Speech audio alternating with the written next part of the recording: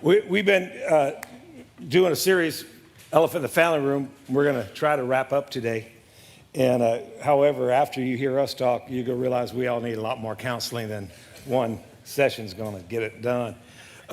One of the things I want us to just focus on when it comes to building family, here's the deal. If we can't do God life at home, we probably suck at it at work.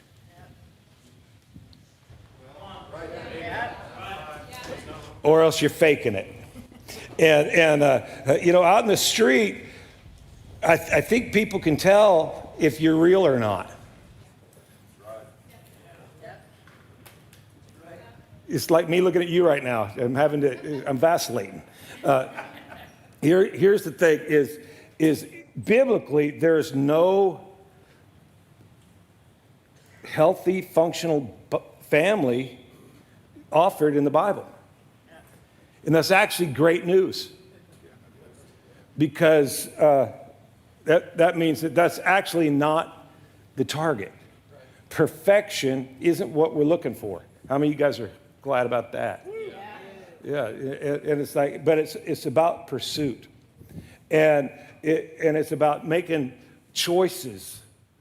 That your life and your outcome is the result of the choices that you've made. I know you like to think that it's somebody else's fault, but the reality is we all make choices, and they either lead to life or death.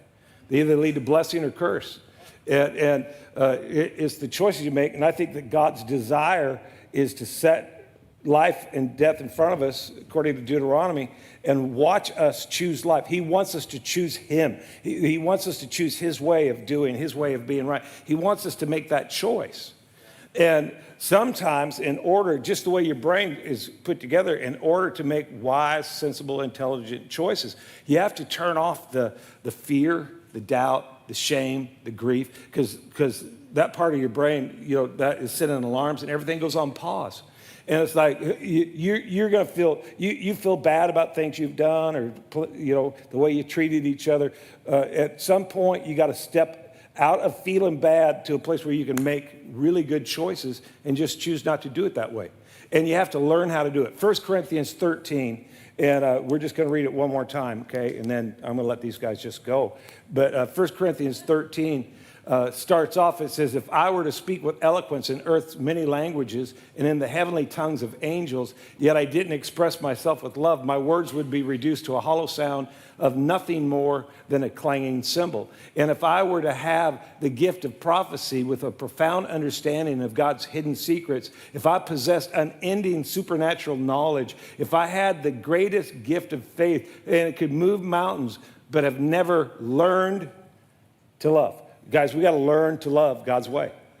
Right? And in church, I don't know what your church background is, but mine, everything is talking about there. This is all the stuff that we always, hey, let's get that gift of prophecy going. Let's talk to mountains and watch them move. Let's do amazing things. But if you don't learn to love, it says, then you're nothing. So, just look next to you and say, I'm learning how to love. If I were to be so generous, it says in verse 3, if I were to be so generous and I gave away everything I owned to feed the poor. And I just want to say it again. It's like, hey, this giving thing, don't make it just about obedience. Like, that's where you start. Right? We start by learning to obey. But at some point, we don't want Kinsley to treat people right just because she's being forced to. Right? We don't want Annie doing things just out of obedience. We want it to become, it's just part of the character. And it's a response to the goodness of God. It's a response to the love that's been shown to us. And it's like, hey, I'm doing this because this is who I am. It's not what I'm doing that is the big deal. It's who I'm becoming. That's a bigger deal. Right? And so, where was I? If I was to be so generous. If I offered my body to be burned without a pure motive of love, I'd gain no value. Love is large, incredibly patient. Love is gentle, consistently kind. It refuses to be jealous. It refuses to be jealous. Have you ever been jealous? Well, of course you have. So what was that? Well, that was you, but that wasn't love. And it's like, hey, you're not always going to hit the mark, but at least you can be aiming at it, right? And it's something to decide towards. We're not going to be jealous when somebody else is getting blessing. Love doesn't brag about its own achievements nor inflate its own importance. Love doesn't traffic in shame and disrespect nor selfishly seek its own honor. Love is not easily agitated or quick to take offense. I'll just let that hang there for a minute. Love joyfully celebrates honesty, finds no delight in what is wrong. And listen to this, love is a safe place. Love is a safe place. Isn't that what we should be? It's a safe place of shelter. It never stops believing the best for others.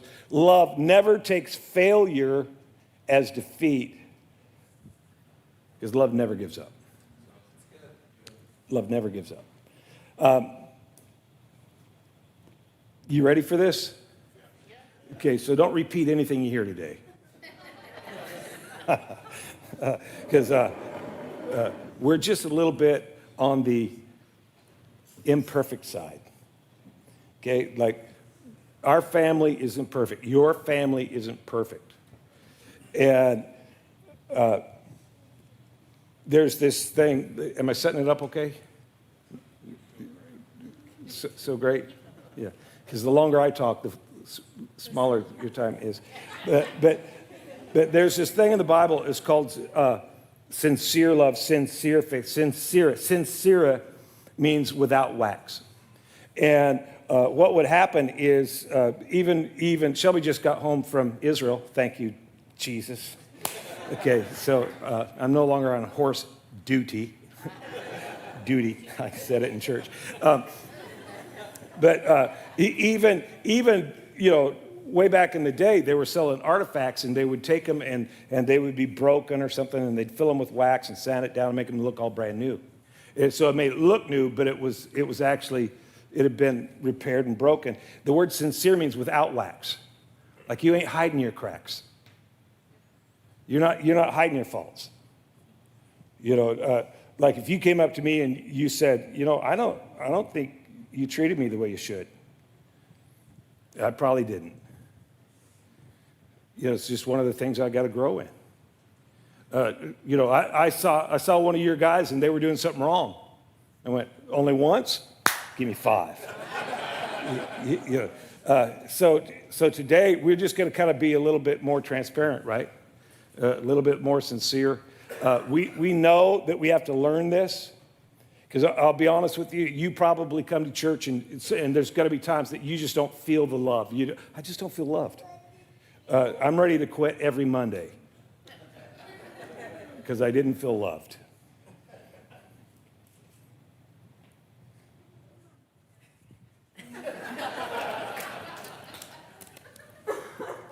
Who's going first? Evan? Oh, sweet. Only because I'm oldest, huh? Well, so is he.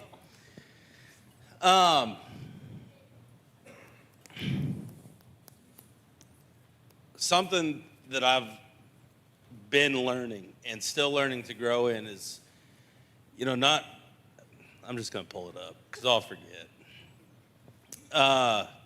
Doesn't brag about one's own achievements, inflate its own importance, doesn't traffic in shame and disrespect, or selfishly seek its own honor. As you have kids, you find out that you still have desires. You still have things that you want. You still have things you want to go do. But none of that really matters anymore. Because you have a life, and now for me too, that matter more than that desire. And being raised with 2 brothers where you're in constant competition, and it's not unhealthy competition, we all want to be important. we all want to matter to each other. We all want to be good at our jobs. We all want to be amazing. And perfect is something that you think about and you try to inflate yourself. Trafficking and shame and disrespect, you feel like you have to find a way to put the other one down, or figure out how to make sure that you're more important in the situation, especially with kids. I'm more important. I brought you in. You no longer matter.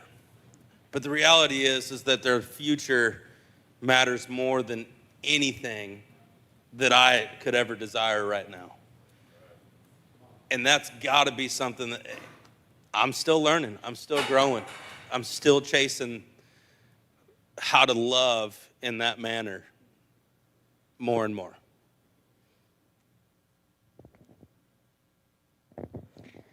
Okay, so just like a quick background for those that don't know. So at 16, my mom and I were sitting in a doctor's office, and I was told I would never have kids. At the time, it didn't matter because I was still in school. It's like, whatever, that's for far down the road. Move forward. Evan and I get married. Still like not a big deal because we're enjoying married life. We're just kind of doing our own thing. Trying to conceive, enjoying that part of it, right? But still, but Your kids should be in kids class if they're not. but still not a big deal, right? People in the congregation asking us like, "Hey, when are you gonna have kids?" It still wasn't a big deal, right? But then fast forward, TJ finds Paige, they get married, they go on their honeymoon, and they get pregnant right away, right? I have friends, I have coworkers, they're all getting pregnant, and the jealousy, the unkind thoughts, the hatred all start to set in. Fast forward to 2018, Evan gets called to Tulsa for an internship that we thought was just an internship. But really, it was more. It was life-changing, and we could sit here all day and talk about it, how life-changing it was. But Evan and I were a part of a healing service that Guts does after their 21-day fast. And at that healing service, the point of it is to show God's hand and how big his words are and how big of a God he is to heal you. And during that service, I just felt called to go to Pastor Sandy and just get healing of the thoughts, the negative thoughts, the jealousy, the hatred, all of it. And yet there were still people around me getting pregnant, but it wasn't like I was upset with them, right? Like I felt freed. Fast forward to 13 months later, Kinsley's born. And then fast forward to a year and Emma is born, and they're both across the hallway, and that's just the call of God. That's like the blessing and the healing of God on your life. So yeah. Go first. Yeah. I think for one of the things, because we're talking about how, imperfect we are, right? Is that what we're doing? We're showing everybody all of our, one of the things that I am learning. Just pick one spot, Steve. Yeah. I've been up for weeks trying to figure out where I'm going to start. One of the things I'm learning, we talk about that love is patient. And, if you don't know, we started Garden University last year, which is incredible. It'll go again this October. But one of the things we learned in one of the classes on raising kids God's way is the definition of patience, which is to walk at the speed of another. And what I love about that definition is it doesn't define who the another is. It's not just a kid. It's not just your spouse. But it's walking at the speed of another. And, you think about, when you get married, you find out how selfish you are. And then when you have kids, you really find out how selfish you are. And what I've come to find out is how impatient I really am. Because I'm used to running, we're used to, doing all these things, and then we have, Clayton comes into our lives, and it's like, oh my gosh, we don't get to just run and do what we like to do. We don't just get to run, and so Pastor Tom talked about it last week. But if you're not careful with the thoughts, rejection will set in, and pretty soon there's separation from the appointment that God has placed, called for you and me. Like, I'm appointed to be Bree's husband, and I'm appointed to be Clayton's father. But if I'm not careful with those thoughts, and if I allow that selfishness and that impatience to really set in, then I will lose my appointment to being the father that Clayton needs. Pretty soon I'll be ahead of him and he'll be back there. And how many know that that's not good for Clayton, and that's not what God's called me to do? So one of the things I'm learning is, hey, I'm learning to walk at the speed of another, and that can be hard, especially if you're a high-level doer, if you're a big, like, I want to go, to stop and realize I don't need to be busy, I need to be effective. My calendar and schedule doesn't need to be so full. I need to make sure that I am exactly where God has called me to be, and I'm doing what he's called me to do at the highest potential that I can. And I think sometimes it can be difficult to do that. And so for me, I'm learning to slow down and realizing that God has me exactly where he wants me. And if he wanted me somewhere else doing something different, I would be there. And I trust God's plan, and I'm learning to trust God and slow down and walk at the speed of those that God has called me to walk with. Yeah. That's good.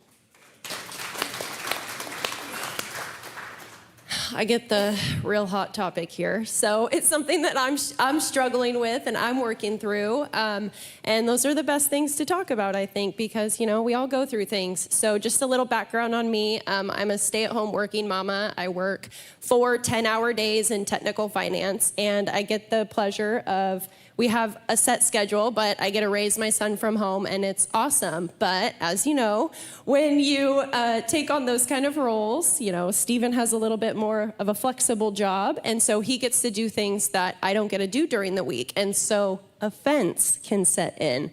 And there have been multiple times that it's overtaken me, and so this is something that I'm working on, and it's particularly just right now in our marriage. And so there are things that have set in, and Pastor last week really touched on something that, when he says a message and you feel like he was literally in the room listening to you, and he is just nailing you with some good stuff. And that's just the Holy Spirit, right? Just convicting things inside of you. And so it just really awoke something, because he was talking about how man's greatest fear is rejection. And I think for some people, right, that looks like, you didn't get included in something, or somebody said something about you and you feel rejected. And my side of rejection was, I feel like Stephen gets to have all of these experiences and opportunities, and I'm outside of that. I'm being rejected from things that my husband gets to take on. And he's had really great opportunities in the past year. He's been traveling and all over the place and building great relationships, and building relationships with people who are helping him grow the kingdom. And that's what we want, and so, but that offense had started to set in, and then rejection, and Pastor went through it. And so then it goes to bitter or shame, and then it goes to bitterness. And let me tell you, when you let offense in, that bitterness gets real strong if you let it. And so the bitterness sets in, and then unforgiveness, and then separation. And that's what the enemy wants to do, right? Pastor talked on it. He works in the gaps, and he wants to separate you. Of course he would want to separate our marriage. We love God. We want to grow the kingdom. We want to make heaven bigger. Of course he's going to try to come in and separate that. And so what I started to realize is, okay, I got to take a step back here, and I got to stop. Obviously offense is something that we choose, right? It's not something that Stephen did or said to me. It's something that I chose to take offense to. He didn't do anything about that. And so what I'm learning, and pastors touched on it multiple times, is that it's not about perfection, right? It's about pursuit. And so I just realized, hey, I'm not perfect, and I'm learning. And at the end of the day, what I decided to do to help me change that and not let that offense soak in is I just started changing my attitude, and I just said, every time that offense is going to come in, I'm going to thank God for something in my life.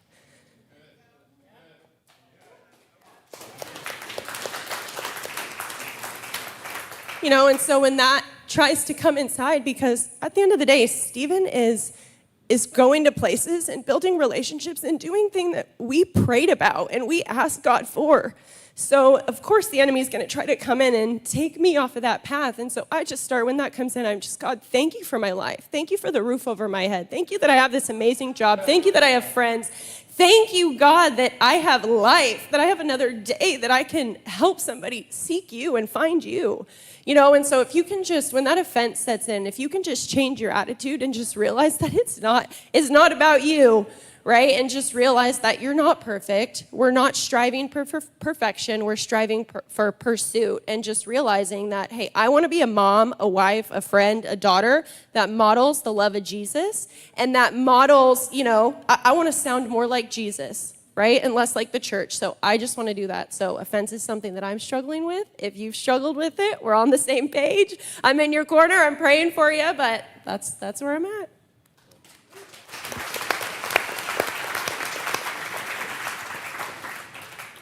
Unlike these guys, I was shocked when I found out that I wasn't perfect. No, I found that out a long, long time ago. And it's, you know, I'm still, gosh dang it. I'm like 7 seconds in. I'm learning that every day. And, you know, for me, you know, the number one thing that I I guess struggle with has always been thoughts. Thanks. You know, and rejection and the whole 9 yards there. But you know, like 3-4 years ago, I could have swore that I was like loving and had a good relationship with my wife and my church and with God. And it was 4 months ago. I checked myself into a rehab. Just because I made choices that supported my own honor. And I thought that, like, I had arrived at this spot where, because I had been, you know, grown up around church and around, you know, all these people who only struggle with, you know, jealousy and or whatever the case may be, but it was just like, I felt like, okay, I can go do anything and succeed at it, and I can, you know, doesn't matter where we're at, like, people just don't understand what I'm doing because I'm trying to build this. Just how easy it is to deceive yourself and to make choices that affect, you know, the future of people's lives when you think that you're doing the right thing. And so, you know, one thing that has been super eye-opening to me is I'm realizing that when you know, you can list that verse, and I'm realizing how much I've failed in, or I've missed the mark in each one of those things, but how we're never just gonna be there or arrive, or hey, I struggle with this and I'm gonna work on it and then I'm gonna get it. Like it's a daily, every day you have to choose to do the things in, like, hey, I'm gonna love this way every day, not just, I've made it. And because you believe you made it and you get so far off what the truth actually is, to where you look around and that's not it. So yeah, I just, you know, it's been a journey to say the least, but yeah, I'm learning every day. So grateful that I have a wife who is good at those things, because I don't deserve it. So, yeah.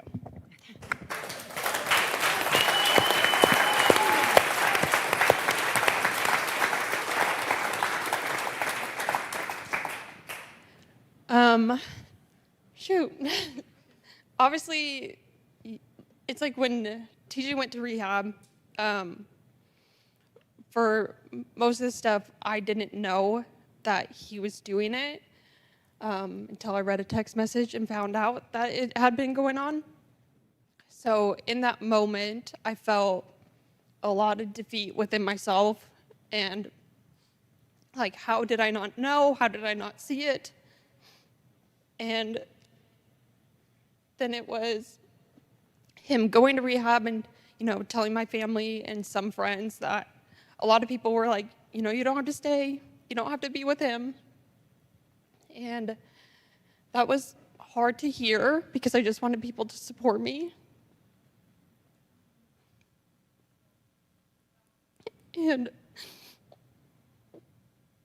I think in the end of it all, like, I knew that there were certain things that I needed TJ to change in the ways that he treated myself and our kids and himself, to be able to not give up. And it's where it says, like, love takes failure as defeat, or it doesn't take it as defeat, and that you don't give up. It's like in that moment, I knew I had a choice that I could give up or keep on pressing through. And to a lot of people, I was stupid for doing that, but I didn't care because I knew what God has for us. And even though there are times that, little triggers that happen that it's like, okay, he's going back, okay, it's happening. It's like not giving up in those moments of knowing that, no, there's more to it and there's more that God has for us, and that he's a work in progress, I'm a work in progress, and we're now just rebuilding ourselves in our marriage, in our family, which is really fun to be able to do, to redate each other and get to know each other all over again, as this has kind of been going on since the beginning. And so it's actually getting to know each other on a sober level and not who we thought each other were.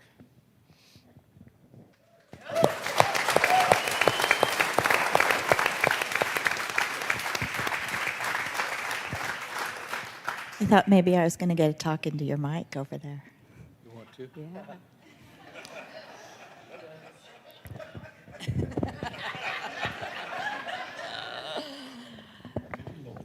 Yeah. It's good to be home. It's good to be home. Wow. I love this chapter. I love to love. I love my family very, very much.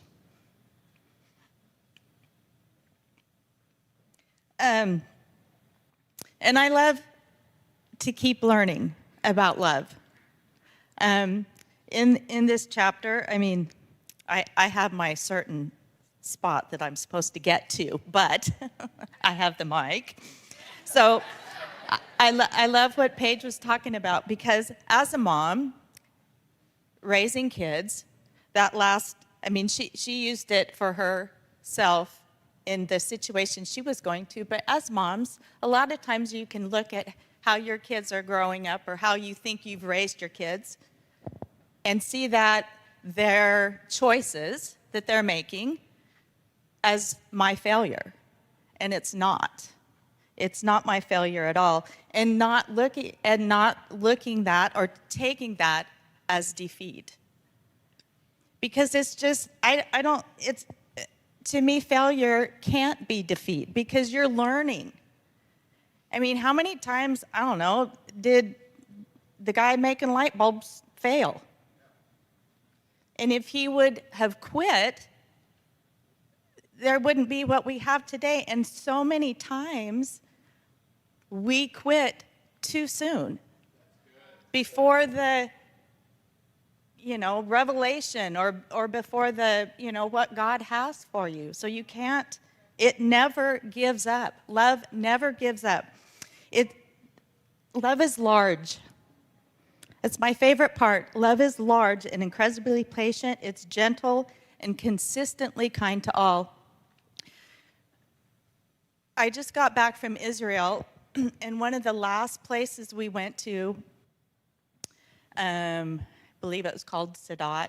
I probably pronounced it wrong, but it's right across the border from Gaza. And what we here in America see is how much tension and anger and all that is going on over there.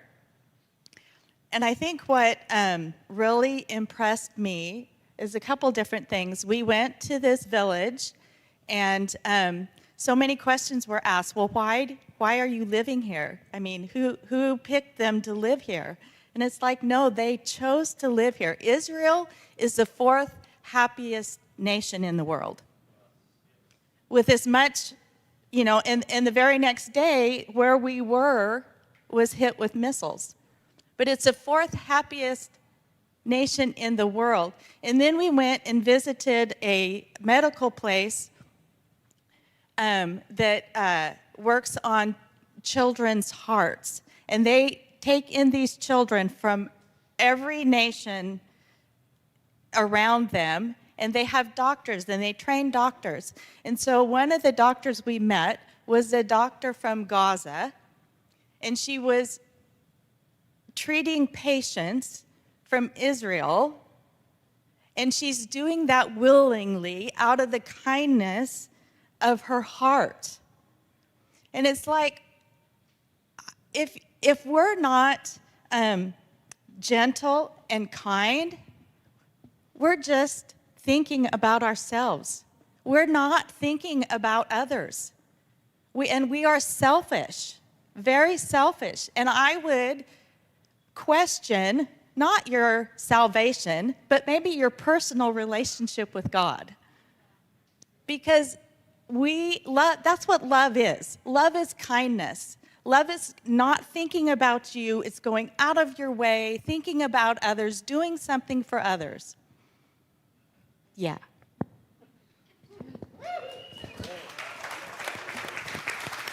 Sorry. And it never stops. In verse 8, he hasn't read that, but it never stops. Love never stops loving. Never.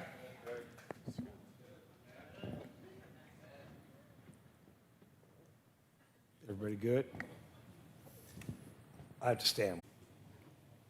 The law of love, Jesus came, and remember he said, hey, I'm bringing a new commandment, that you love one another the way you've been loved. And this is the target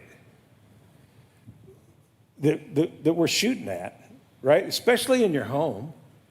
Like, I think, because a lot of times home is where you go to be mean to people. Home is where you can let your hair down and relax and just be your true self.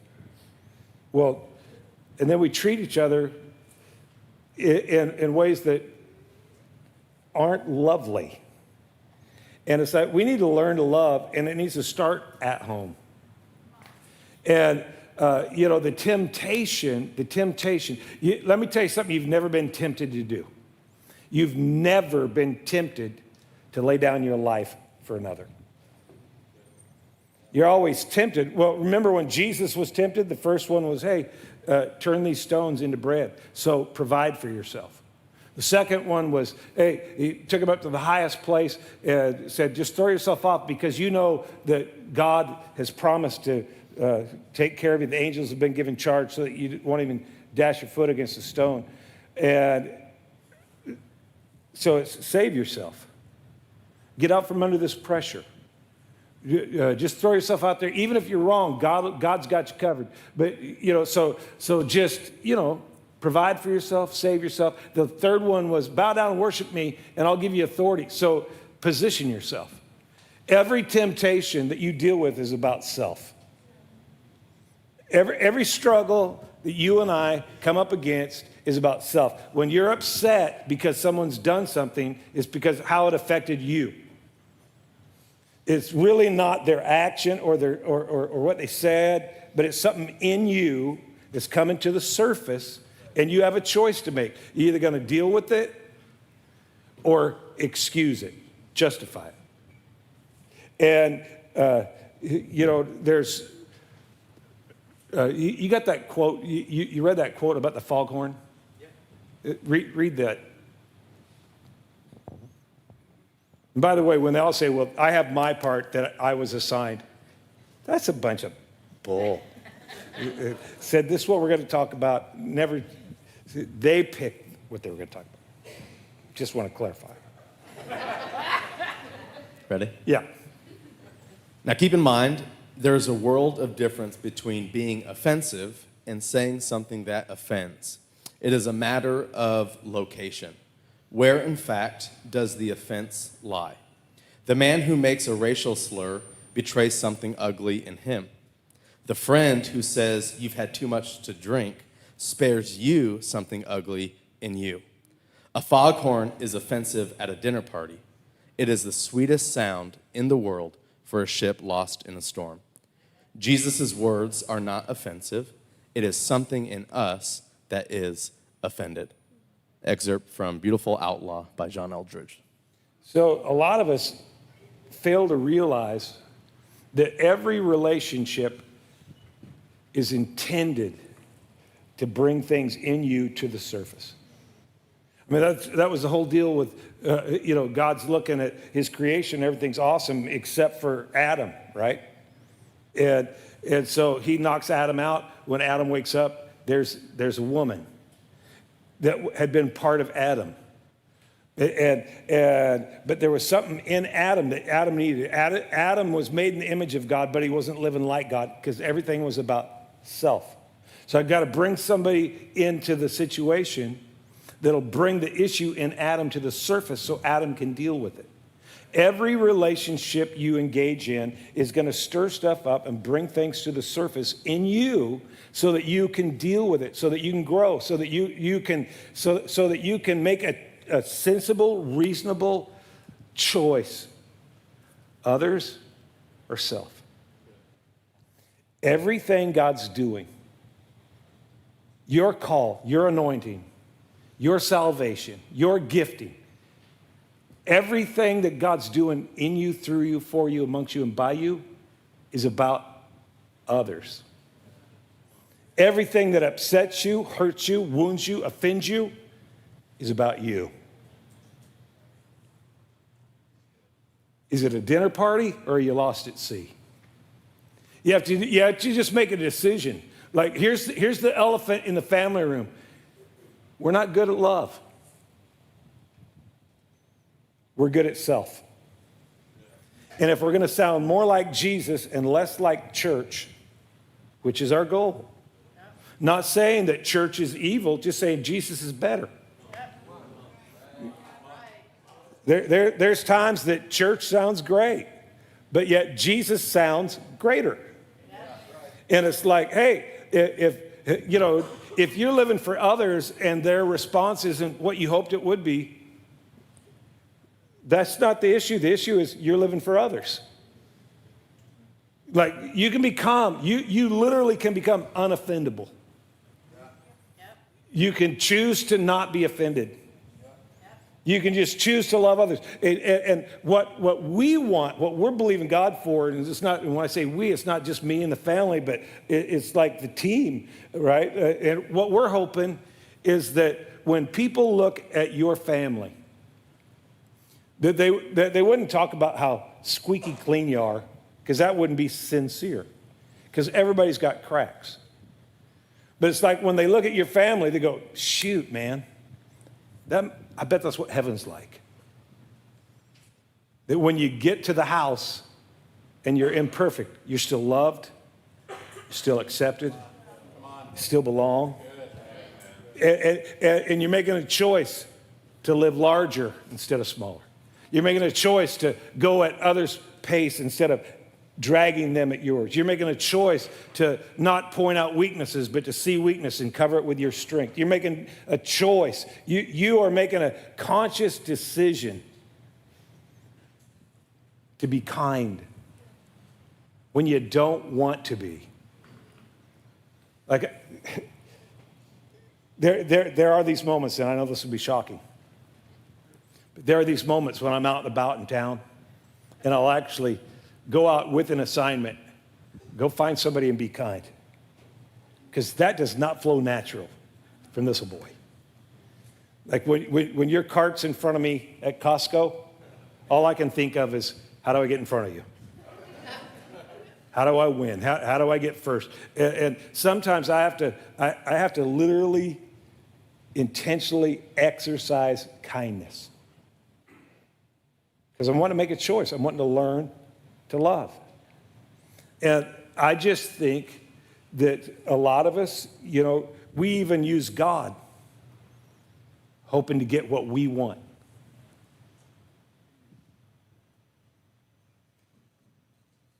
Well, if I do this, then he's obligated to respond this way. And even our relationship with God is self-motivated. When we learn this right, it's like, a question that I think we need to ask ourselves is, how good does God have to be to you before you're happy? Because let me tell you something. He has been good to me. He has been good to you. Because while you were still a sinner, he sent his son Jesus to pay the debt that you couldn't possibly pay. What you deserved was an eternity separated from his presence. But he made a way that you could walk with him every single day, where you could know freedom from guilt and freedom from shame and freedom from the pressure of sin, where you could know what it is to be loved, to be accepted, to be forgiven. Does he really need to give you a bigger house to prove himself to you? Nah. What we need to do is make a choice. I'm going to die to self, and I'm going to learn to love. It's really just that simple. What if we as a congregation just learned to love, put others first? Put others first. Because there's people who have never yet been in the building. Everything that we should be doing should have them in mind. Why? Because they've never known the love of God. They've never known the peace of God. They've never known the joy of the Lord that's our strength. They've never known, the peace that passes all understanding that can keep your heart and mind riveted on him. They've never known it. That our love for each other should be so attractive that people who don't like us wish they were us. Where does that start? It starts with a choice. Maybe you're here today and you've done a lot of living for self. Well, why don't we just make a decision? I'm going to learn to love. I know I'm not going to be perfect at it. I know I'm not always going to hit the home run. But what if I could just set off in a hot pursuit to get better? To be more like Jesus, less like church. Where does it start? It starts with receiving the love that's been offered to you. One of the things that's very difficult to give is something that you don't possess.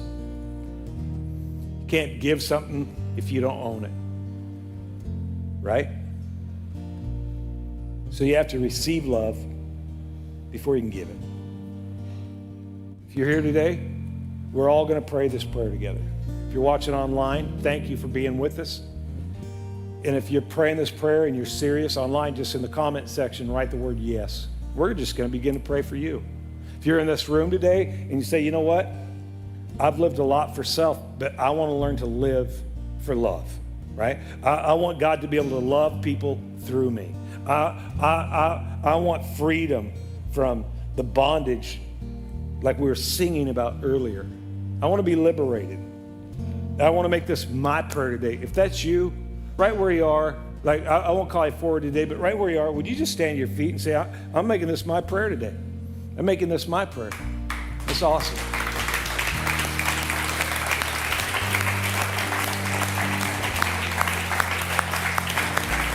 It's awesome. Just stay standing for just a minute. And if you're sitting there going, well, I might not be standing on the outside, but I'm standing on the inside. I call you out on that. If you can't stand in here, you're never going to be able to stand out there. Like you're loved and accepted here. And if you should be standing right about now, it would be a good time to just kind of pop up and, act like you were getting something out of your purse or something, okay? But let's just all pray together. I just want everybody in the room, just pray it out loud. Just say, Dear Heavenly Father, I know I need you. I need your love. I need your acceptance. I need your forgiveness. So I receive it right here, right now. Come into my life. Change me from the inside out. Give me hope. Give me strength. Give me vision because I'm making a decision. I'm going to live for you every day, starting right now. Say, thank you for saving me, and thank you for setting me free. In the mighty name of Jesus, amen. Come on, everybody, give God one more round.